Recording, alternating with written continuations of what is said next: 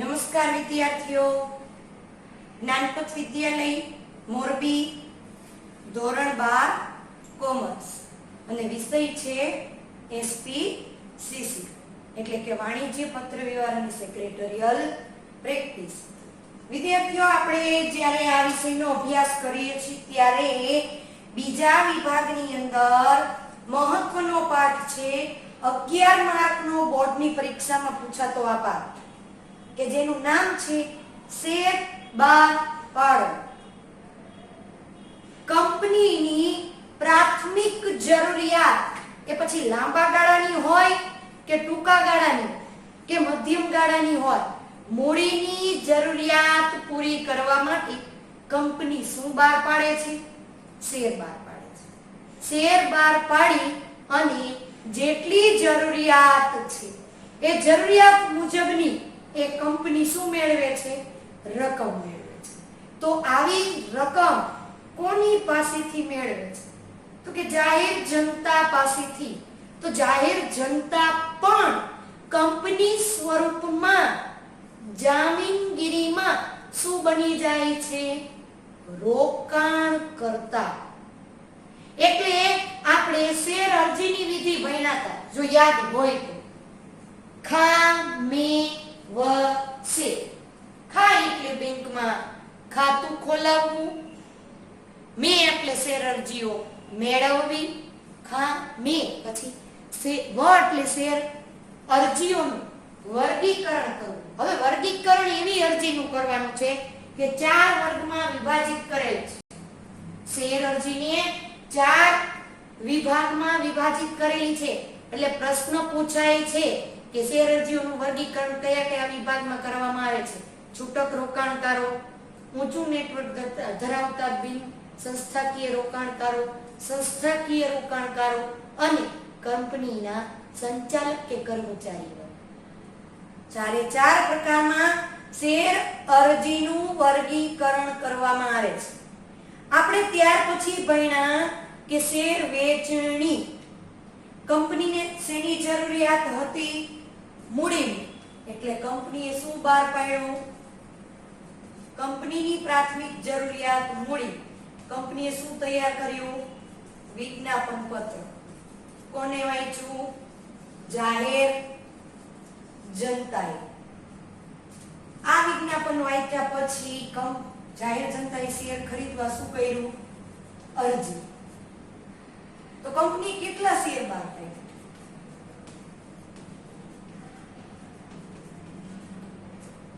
કેટલા શેર બહાર પાડ્યા? ઉદાહરણ તરીકે એક્ઝામ્પલ કે 50,000 શેરની સંખ્યા છે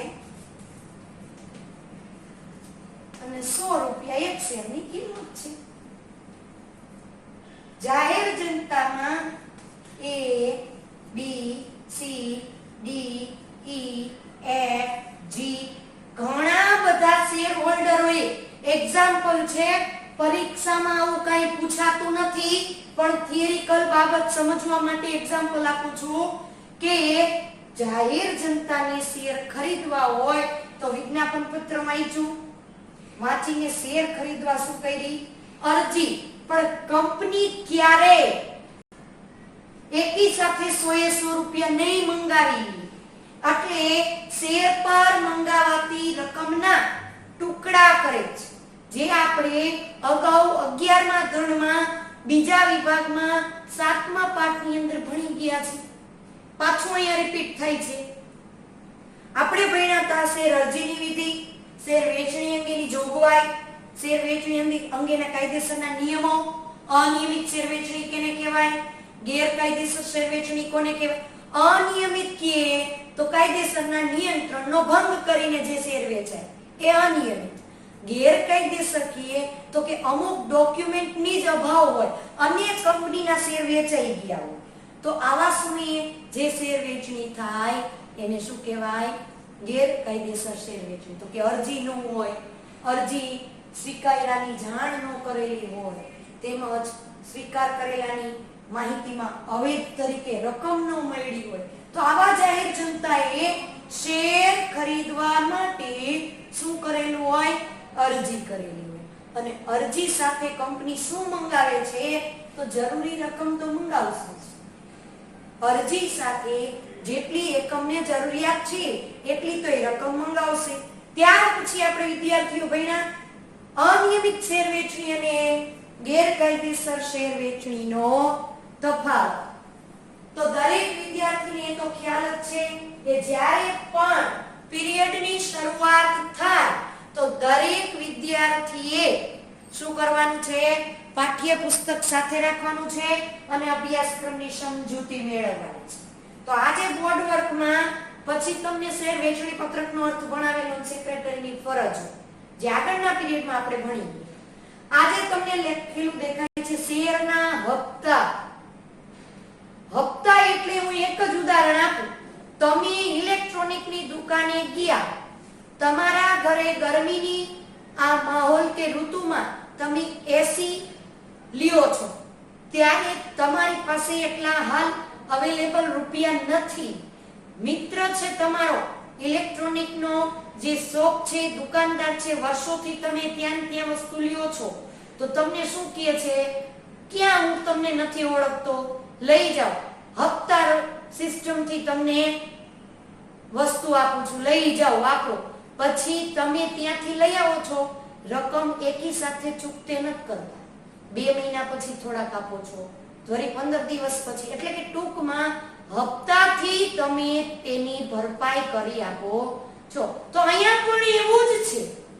શેરના હપ્તા, હપ્તા શબ્દ વિશે તો પરિચિત છો જ, પણ હપ્તા વિશે જોવાનું હોય તો કંપની સ્વરૂપમાં તો દરેક વિદ્યાર્થી પાઠ્યપુસ્તક સાથે નજર રાખતા જશે અને અભ્યાસક્રમની સમજૂતી મેળવતા જશે.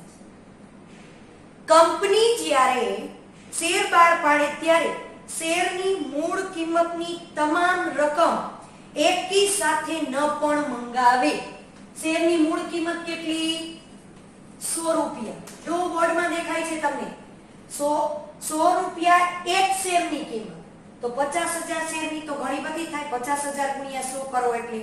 પણ એ નામની વ્યક્તિએ 4,000 શેર ખરીદ્યા, બી એ 6,000, સી થોડો વધુ રોકાણ કરવા માંગે છે, ડી 7,000, ઈ 3,000. કેટલા થયા? 10, 20, 30, 10,000, 5,000, 6,000. ઘણા બધાને પ્રશ્નો થશે કે દીદી શેરની સંખ્યા વધી ગઈ, 10, 20, 30, 40, 50 ને 56,000. તો કંપનીએ તો 50,000 જ શેર બહાર પાડ્યા છે, 6,000 શેર વધારે. તો હવે અહીંયા કંપની શું કરશે? કંપની ડ્રો સિસ્ટમ થી અથવા પેલું નામ નીકળે એમાં એના કેટલા શેર છેલ્લે કદાચ અહીંયા 50,000 થઈ જાય છે તો શેરનું ભરણું ભરાઈ જાય, આઈ ની રકમ અને અરજી પાછી દઈ દેવાય. પણ જરૂરી નથી. અહીંયા 3,000 ખરીદ્યા છે તો કેટલા થયા? 10, 20, 30, 40 ને 48, 2,000 આમાંથી. તો 2,000 શેર પૂરતી જ રકમ લેવાય. તો આઈ ને પણ 2,000 શેર ખરીદવાનો હક મળશે. તો બાકીના 4,000 શેર અને 4,000 ઉપર જેને રૂપિયા મોકલા છે એનું શું? તો કે ઈ 4,000 પર જો એને જેટલા રૂપિયા મોકલા હોય પરત કરી દેવાના. કોને? શેર ધારકને. તો આ બધા શું બન્યા? શેર ધારક, શેર ખરીદનાર, અરજદાર. તો સમજાઈ ગયું દરેક વિદ્યાર્થીને? તો આગળ હવે ભણીએ. કંપની પોતાની જરૂરિયાત મુજબ આ રકમ હપ્તે મંગાવી શકે. મૂળ કિંમત કેટલી? 100. પણ કંપનીને જેટલી જરૂર હશે તો 100 માંથી પેલા ઈ અરજી વખતે કેટલા મંગાવે છે? 20 રૂપિયા. તો દરેક પાસેથી કેટલા લેશે? જેટલા શેરની ખરીદી કરી એટલા ઉપર 20 રૂપિયા જ લેશે. 100 માંથી કેટલા મંગાવ્યા?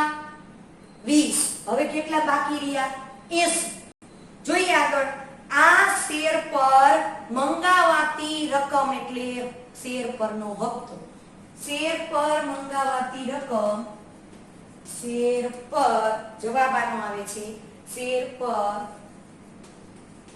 મંગાવવાની રકમ એટલે શેર પરનો હપ્તો.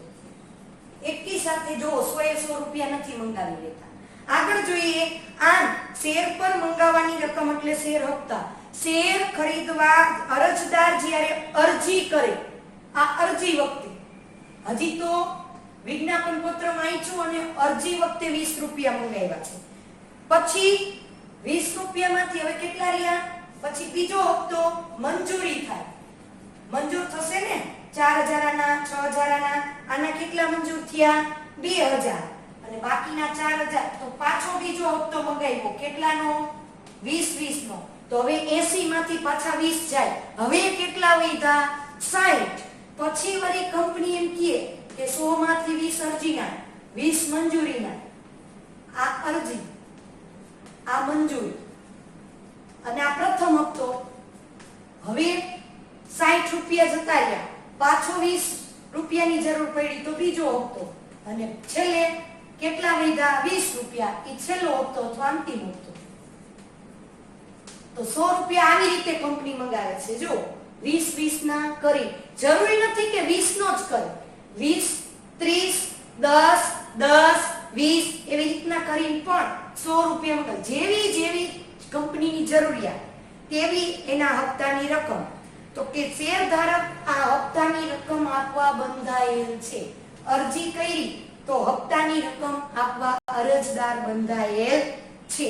આગળ પૂરેપૂરા ભરપાઈ ન થયેલા શેર પર બાકીની રકમ જે શેરધારક પાસેથી મંગાવવામાં આવે તેને શેર હપ્તો કહેવાય છે.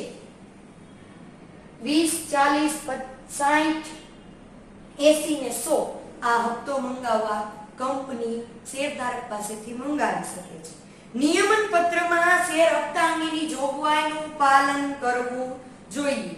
તો જોગવાઈ શેમાં આપેલી હોવી જોઈએ? તો કે નિયમન પત્રમાં. અને એમાં પણ શેરધારક પોતાની જવાબદારી નિભાવવો જોઈએ ચૂકવવા માટે. આવા શેર વ્યક્તિગત હોય તો એકલો વ્યક્તિ, સંયુક્તમાં શેર ખરીદતો હોય તો મુખ્ય વ્યક્તિ, તો સંયુક્ત જવાબદારી ઉદ્ભવે છે. તો અર્થ ભણી ગયા. ફરીવાર, શેર પર મંગાવવામાં આવતી રકમ એટલે શેર પરનો હપ્તો. ફરીવાર, ત્યાર પછી છે કંપની ધારાની જોગવાઈ. શેર હપ્તા અંગે કંપની ધારાની જોગવાઈ. હવે વિદ્યાર્થીઓ આપણે નવો ટોપિક ભણવાનો છે. જો પાછો એમાં છે શેર હપ્તા અંગે કંપની ધારાની જોગવાઈ. શું કંપની ધારાએ ધારાકીય જોગવાઈ આપી છે? તો પેલું જ પાઠ્યપુસ્તકમાં જોતા જશે મારી સાથે સાથે સમજૂતી સાથે. શેર હપ્તાની જોગવાઈ શેમાં આપેલી હોવી જોઈએ? નિયમન પત્રમાં. બીજી જોગવાઈનું એક્ઝામ્પલ બોર્ડમાં છે, જોતું જ જવાનું છે. એક જ પ્રકારના શેર કંપનીએ બહાર પાડ્યા હોય તો શેર ઉપર જે બાકી હપ્તો છે એ એકસરખી ધોરણે જ રકમ ન્યાયી હોવી જોઈએ. એ પાસેથી 20 રૂપિયા લ્યો, બી પાસેથી 40 લ્યો, 30 લ્યો, એમ નહીં. પેલો 20 નો છે, બીજા પાસેથી 20 નું, ત્રીજા પાસેથી 20 નું. એવી રીતે દરેક શેરધારક પાસે સમાન ધોરણે શેર હપ્તાની રકમ હોવી જોઈએ. પેલું નિયમન પત્રમાં જોગવાઈ. બીજું, હપ્તા મંગાવવાની રકમ સમાન ધોરણે હોવી જોઈએ. ત્રીજું, શેર પર હપ્તો મંગાવતા પહેલા સંચાલક મંડળની સભામાં શેર પર હપ્તો મંગાવો છો ત્યારે સંચાલક, કંપનીનું મેનેજમેન્ટ કરતા સંચાલકની સભામાં શેર હપ્તા અંગેનો ઠરાવ કે ભાઈ કંપનીને મૂડીની જરૂરિયાત છે તો શેર હપ્તા અંગેનો ઠરાવ પસાર કરવાનો છે. શેરધારક પાસેથી અમે હપ્તો મંગાવશું. ચોથું, હપ્તા અંગે માંગણી પત્ર.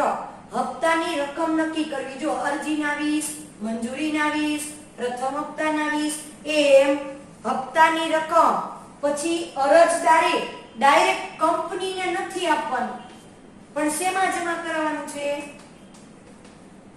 બેંકમાં. અને કયું ખાતું? એસ્ક્રો બેંક ખાતું. જ્યાં સુધી શેરધારકના ખાતામાં શેર જમા ન થાય ત્યાં સુધી આ રકમ આસપાસુ કરી દેશે, સ્થગિત. એટલે કે બેંકનું નામ, મુદત કઈ તારીખ સુધીમાં ભરવાનું છે તે, ત્યાર પછી આ વગેરે બાબત દર્શાવવી જોઈએ. પહેલું નિયમન પત્રમાં જોગવાઈ, બીજું તો કે સમાન રકમ રાખવી દરેક શેરધારક પાસેથી મંગાવવાથી, ત્રીજું સંચાલક મંડળની સભામાં હપ્તો મંગાવતા પહેલા ઠરાવ પસાર કરવો જોઈએ, ચોથું બેંકમાં ખાતું ખોલાયેલું હોવું જોઈએ, મુદત અને તારીખ નક્કી હોવી જોઈએ. શેર પર હપ્તો ન ભરાય ત્યાં સુધી શેરની ફેરબદલી ન થાય એ નામનો વ્યક્તિ ડબલ્યુ ને પોતાના શેર આપી શકશે નહીં. એટલે જ્યાં સુધી શેર પર હપ્તો ન ભરાય ત્યાં સુધી સભ્ય ફેરબદલી ન કરી શકે અને મતાધિકાર પણ અટકાવી શકાય. શેર પર હપ્તાની રકમ બેંકમાં શેર હપ્તા ખાતું ખોલાવીને જમા કરાવવાનું છે. અરજી વખતે અરજીના ખાતામાં જમા કરાવવાનું છે. મંજૂરી કરો ત્યારે મંજૂરીના ખાતામાં જમા કરાવવાનું છે. અને હવે પ્રથમ હપ્તો મંગાવો છો, પ્રથમ હપ્તો તો બેંકમાં 20 રૂપિયા લેખે પ્રથમ હપ્તાનું ખાતું ખોલાવવું જોઈએ. બે હપ્તા વચ્ચે મોસ્ટ આઈએમપી પ્રશ્ન વિકલ્પમાં વારંવાર પૂછાય છે કે શેર પર મંગાવાતા હપ્તામાં બે હપ્તા વચ્ચે કેટલો સમયગાળો હોવો જોઈએ. ઓછામાં ઓછો 1 માસ, ઓછામાં ઓછા 15 દિવસ, ઓછામાં ઓછા 2 માસ, ઓછામાં ઓછા 6 માસ. 4 વિકલ્પ આપ્યા હોય એમાંથી તમારે સાચો વિકલ્પ ઓછામાં ઓછો 1 માસનો સમયગાળો હોવો જોઈએ. હપ્તો સમયસર ન ભરાય તો કંપની કાયદા અનુસાર એને નક્કી કરેલું છે કે 15 જુલાઈ સુધીમાં પ્રથમ હપ્તો ભરાઈ જવો જોઈએ. A B C D E બધા 15 જુલાઈ સુધી ભરી દે છે. એક નામનો વ્યક્તિ એ મુદત અનુસાર હપ્તો ભરી શકે એમ નથી તો નિશ્ચિત દરે વધારાના સમયનું શું વસૂલ કરી શકે છે? વ્યાજ. તો કે આવું વ્યાજ જાતું ન કરી શકે? હા, સંચાલક ઈચ્છે ને તો આવું વ્યાજી જાતું કરી શકે. તો જોગવાઈઓ તમને લોકોને સમજાઈ ગયા છે. પહેલું તો નિયમન પત્રમાં શું હોવું જોઈએ? જોગવાઈ. પછી બીજું બે હપ્તા વચ્ચે સમાન રકમ હોવી જોઈએ. ત્રીજું તો કે ઓછામાં ઓછો સમયગાળો કેટલો હોવો જોઈએ? 1 માસ. ત્યાર પછી આપણે ભણી ગયા કે હપ્તો ન ભરાય તો સભ્યની ફેરબદલી કે મતાધિકાર અટકાવી શકાય. ત્યાર પછી રકમ શેમાં જમા કરાવવાની? પ્રથમ હપ્તાનું ખાતું ખોલાવી. આટલું ભણ્યા પછી આપણે ભણવાનું છે શેર હપ્તાની વિધિ. હપ્તો કંપની કેવી રીતે મંગાવશે? શેર હપ્તા મંગાવવાની વિધિ. એક્ઝામ્પલ છે, આ જે છે ઈ એક્ઝામ્પલ છે, ઉદાહરણ છે. સમજૂતી માટે વિદ્યાર્થીઓ તમારે આવું ક્યાંય પૂછાતું નથી, પણ જે થિયરિકલ છે ને એ જવાબ લખવાના છે, પણ આ સમજૂતી હોવી જોઈએ. ઘણા લોકોને એમ થાય દીદી બોલી જાય છે, પણ એક્ઝામ્પલ ન હોય તો તમને સમજાય નહીં. શેર હપ્તો મંગાવવાની વિધિ. કંપની કાનૂની જોગવાઈઓ અને નિયમન પત્રની જોગવાઈને આધીન જો હપ્તો મંગાવો ને તોય કાનૂની અને કંપની ધારાની જોગવાઈને આધીન જ શેર પર નીકળતી બાકી રકમ મંગાવી શકાય. આ માટે ચોક્કસ વિધિ ક્રમશઃ જોગવાઈનું પાલન કરવું જોઈએ. તો પહેલો જ પોઈન્ટ છે કે શેર હપ્તા અંગે ઠરાવ. શેર હપ્તા અંગેનો ઠરાવ પસાર કરવો. જુઓ તો કે છે શેર પર હપ્તો મંગાવવા માટે સંચાલક મંડળની સભા મીટિંગનું આયોજન. કંપનીનું એકેમ મેનેજમેન્ટ સંભાળતા સંચાલકોની મીટિંગમાં શેર પર હપ્તો મંગાવો છો એની લેખિતમાં રજૂઆત કરવી જોઈએ. જ્યારે લેખિત રજૂઆત થાય ત્યારે રજૂઆત માત્ર એક કાગળિયા સ્વરૂપે નથી રહેતી, પણ શું બની જાય છે? ઠરાવ. આમાં કેટલો હપ્તો મંગાવવાનો છે અને કઈ તારીખ સુધીમાં હપ્તો ભરપાઈ કરી દેવાનો છે એ સમગ્ર વિગત દર્શાવેલી હોય. તો પહેલું જ શેર હપ્તા અંગેનો ઠરાવ પસાર કરવો.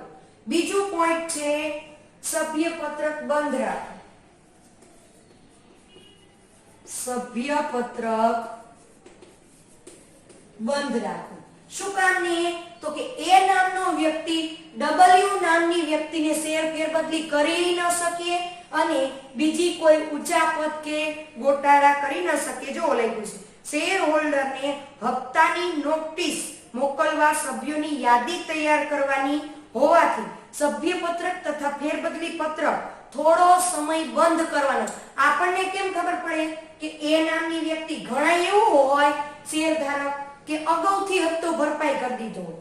ધારો કે સી નામનો વ્યક્તિ છે, એને પ્રથમ હપ્તો અને બીજો હપ્તો ટૂંકમાં 80 રૂપિયા આપી દીધા છે, તો એના ખાતામાં એ જમા બોલતા હશે.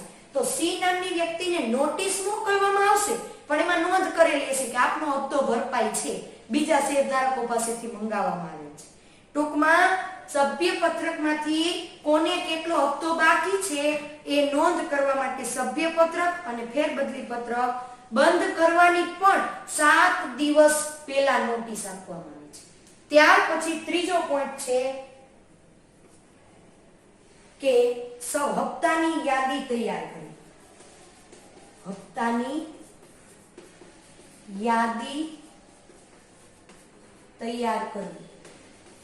જો આગળ કે સભ્યપત્રક બંધ કર્યા પછી કયા સભ્યના કેટલા શેર છે અને કેટલાનો હપ્તો બાકી છે એની યાદી તૈયાર કરવી. તો હપ્તાની યાદીમાં કઈ કઈ વિગતો દર્શાવવામાં આવે છે? 1 માર્કમાં અને 2 માર્કમાં પૂછાતો મોસ્ટ આઈએમપી પ્રશ્ન. હપ્તાની યાદીમાં કઈ કઈ બાબતો લખવામાં આવે છે? તો સભ્યનું નામ, તો કે એ નામનો સભ્ય, સભ્યએ ખરીદેલા સભ્યનું નામ અને સરનામું, કેટલા શેર ખરીદ્યા તે શેરની સંખ્યા, કેટલી રકમ મંગાવે છે એ હપ્તાની રકમ, કદાચ અગાઉથી ચૂકવાઈ ગયો છે તો એ વિગત લખવાની, સભ્યએ કેટલી રકમ ચૂકવવાની થઈ છે તે અને હપ્તો ચૂકવવાની તારીખ.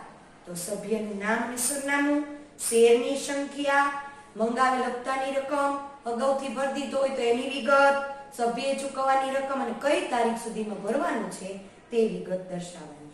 ત્યાર પછી છે બેંકને જાણ કરવી પડશે ને કે ભાઈ કંપનીએ રૂપિયા મંગાવ્યા છે. બેંકમાં જાણ કરવી કે ભાઈ શેર હપ્તા ખાતું ખોલી નાખજો, શેરધારક હપ્તો મોકલશે તો બેંકમાં જમા કરો. એકી સાથે બધાની રકમ આવી જાય પછી આ બેંક કંપનીના બેંક ખાતામાં શું કરશે? જમા કરશે. જો આપ્યું છે હપ્તાની યાદી તૈયાર થઈ ગયા પછી સેક્રેટરીને તેની એક નકલ બેંકને મોકલી આપે છે અને બેંકને જણાવે છે કે કંપની વતી તમે હપ્તાની રકમ સ્વીકારજો અને હપ્તા ખાતામાં જમા કરજો. પેલું શું? સંચાલક મંડળની સભામાં ઠરાવ, એટલો સમય સભ્યપત્રક અને ફેરબદલી પત્રક બંધ રાખવું. સભ્યનું નામ, શેરની સંખ્યા, સરનામું, ચૂકવવાની રકમ, નિશ્ચિત તારીખ, અગાઉથી ચૂકવો હોય તો એની વિગત, બેંકમાં રકમ જમા કરાવવાની છે એટલે બેંકને જાણ કરવાની છે. ત્યાર પછી છે હપ્તાની નોટિસ.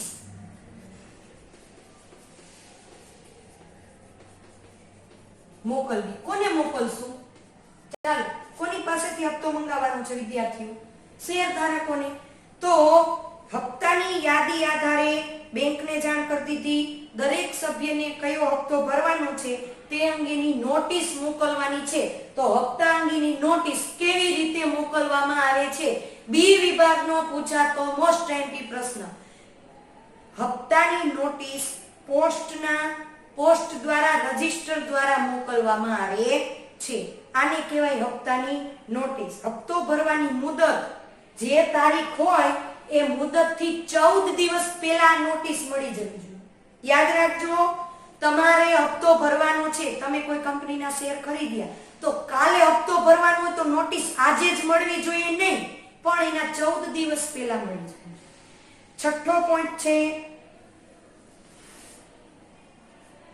શું છે? છઠ્ઠો તો કે શેર હપ્તાની ચૂકવણી.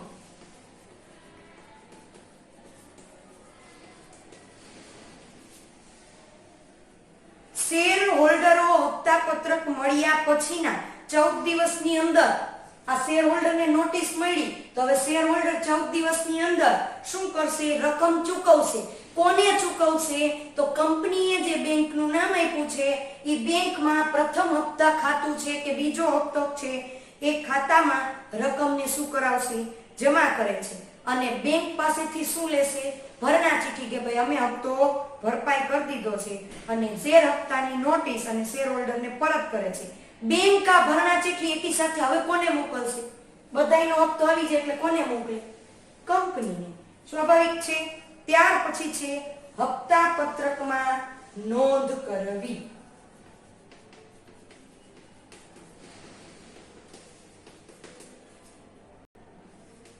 કે ભાઈ એ નામનો વ્યક્તિની ભરણા ચીઠ્ઠી આવી ગઈ, હપ્તો ભરપાઈ થઈ ગયો, જોવાયું છે. કંપની સેક્રેટરી બેંક તરફથી મળતા ભરણા ચીઠ્ઠી, બેંકે ભરણા ચીઠ્ઠી કોને આપી? કંપનીને. કંપનીનો સેક્રેટરી હવે શું કહેશે કે એનો હપ્તો આવી ગયો, ચાલો એટલે ભરણા ચીઠ્ઠી આધારે નોંધ કરશે કે કયા સભ્યએ હપ્તો ચૂકવ્યો છે અને કયા સભ્યનો હપ્તો બાકી છે. આની યાદી તૈયાર કરીને કોની સમક્ષ મોકલશે? સંચાલક મંડળ સમક્ષ. તો શેર હપ્તાની વિધિના મુદ્દા કેટલા? 7.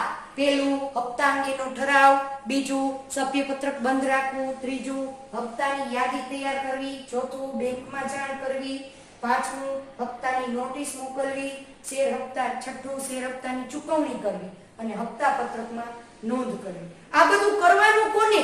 તો કે કંપનીના સેક્રેટરીએ. તો જો સેક્રેટરીની ફરજ આપી છે વિદ્યાર્થીઓ, કેવી ફરજો? તો આપણે જે મુદ્દા ભણ્યા એ બધું કામ કરશે કોણ? તો કે સેક્રેટરી. હપ્તો મંગાવવા અંગે પહેલા તો જોગવાઈ જોવા જવાની નિયમન પત્રમાં છે. બીજું, સંચાલક મંડળની સભા બોલાવી તેમાં શેર પર હપ્તો મંગાવવા અંગે ઠરાવ પસાર કરવો. સેક્રેટરી. હપ્તો મંગાવતા પહેલા સભ્યપત્રક અને શેર ફેરબદલી પત્રક બંધ રહેશે એની જાણ 7 દિવસ અગાઉ વર્તમાન પત્રમાં આપવી. આ બધું કામ જો આપણે જે મુદ્દા ભણ્યા એ બધું કામ કરવાનું છે કોને? સેક્રેટરી. જે હપ્તો ચૂકવવાનો છે, કયા સભ્યનો કેટલો હપ્તો બાકી છે તેનું યાદી તૈયાર કરી અને દરેક સભ્યને નોટિસ મોકલવી, બેંકમાં ખાતું ખોલાવવું અને ભરણા ચીઠ્ઠી આધારે નોંધ કરવી કે કયા શેરધારકનો કયો હપ્તો આવેલો છે અને કયા સભ્યની નામ સામે હપ્તો બાકી છે. એની યાદી તૈયાર કરી અને સંચાલક મંડળ સમક્ષ મૂકવી. જે તમે 7 પોઈન્ટ વિધિના ભણ્યા એ વિધિના 7 પોઈન્ટ કાર્યરત કોને કરાવવાના છે?